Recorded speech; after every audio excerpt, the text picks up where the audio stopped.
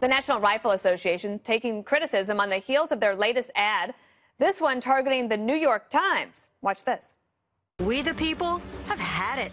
We've had it with your narratives, your propaganda, your fake news. We've had it with your constant protection of your Democrat overlords, your refusal to acknowledge any truth that upsets the fragile construct that you believe is real life. And we've had it with your pretentious, tone-deaf assertion that you are in any way truth or fact-based journalism. Consider this the shot across your proverbial bow. We're going to fisk the New York Times and find out just what deep rich means to this old gray hag, this untrustworthy, dishonest rag that has subsisted on the welfare of mediocrity for 1, 2, 3 more decades. We're going to laser focus on your so-called honest pursuit of truth. In short, we're coming for you.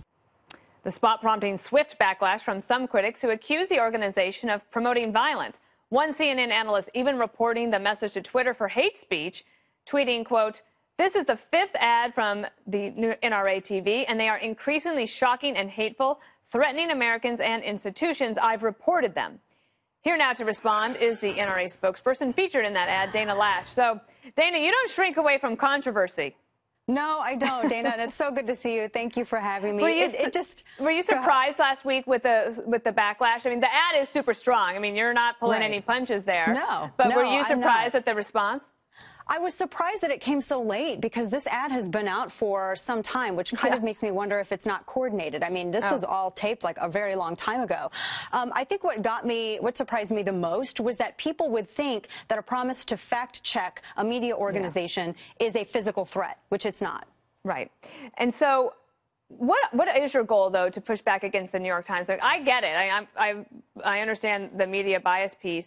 Right.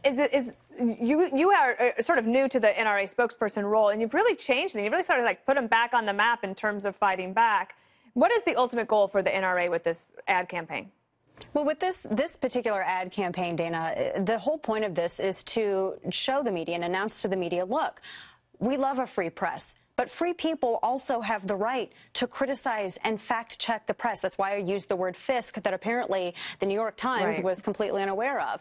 But free people have the right to fact-check the press, particularly when this is the press that has falsely maligned so many people for so long. I mean, think of this. Jim Rutenberg, just last year in a column, had written that the New York Times doesn't have to objectively cover the president because they don't like the way that he talks.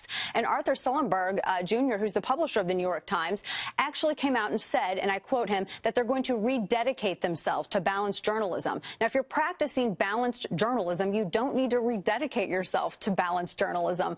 So they've kind of already admitted that they have been misleading and that they have been practicing bias.